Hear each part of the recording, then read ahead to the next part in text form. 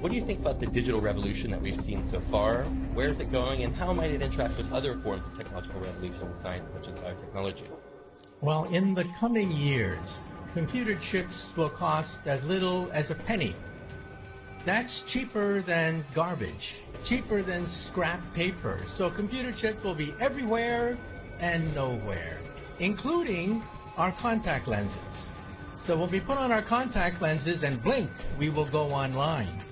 And who were the first people to buy internet contact lenses? College students taking final examinations.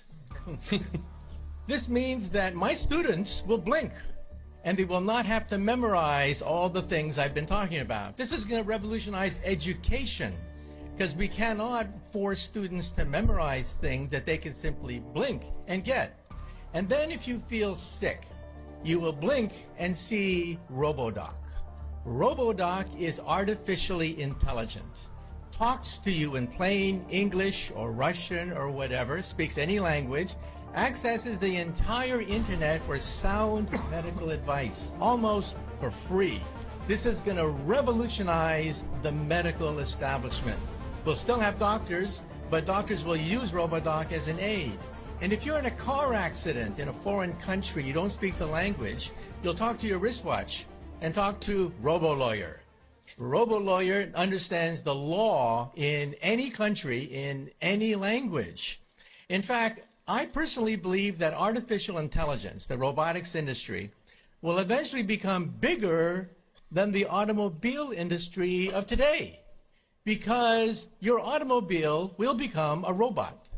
You will talk to it. You will argue with it. You'll have discussions with your car about the best route to take. And when you want to park the car, you simply tell your car, park yourself, and the car parks itself. This is going to revolutionize urban economics when you don't have to worry about parking anymore. And then the next organ to be digitized is the brain. You may not know this, but 2 years ago, scientists were able to upload the first memories. Memories can now be uploaded and downloaded. This makes possible BrainNet. BrainNet could be the next step in the evolution of the internet. Instead of zeros and ones, instead of text, you'll put emotions, feelings, sensations, memories. Teenagers will go crazy. Teenagers put happy faces at the end of every sentence. Why bother to do that when you can put the emotion of your first dance, your first kiss, your first whatever, right there on the internet? And so in the future, when you walk into a room, you will mentally command the internet. You'll take dictation mentally. You'll turn things on, turn things off, communicate with other people. People will think of you as a wizard of some sort, mentally communicating with everything around you.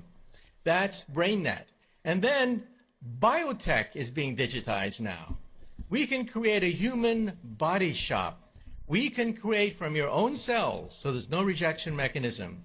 We can create skin, bone, cartilage, noses, ears, blood vessels, heart valves, bladders. Complete windpipes can be grown in the laboratory.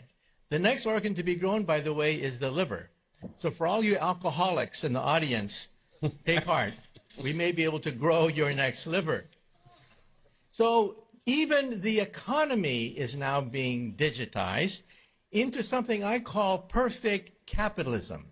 You see, capitalism is based on supply and demand. But you don't know who's cheating you when you buy something. You don't know what the profit margin is. In the future, your contact lens will scan everything in a store, tell you who's cheating you, tell you who has the best product, what is the profit margin on every single thing that you can scan with your contact lens. And so capitalism becomes perfect supply and demand. This means that there are winners and losers. The losers will be middlemen. Because why did Amazon become so big? Why did Airbnb, why did Uber become so quickly so large? Because they digitized the middlemen. So I tell my friends, if you want to become a billionaire, take an industry. Take any industry.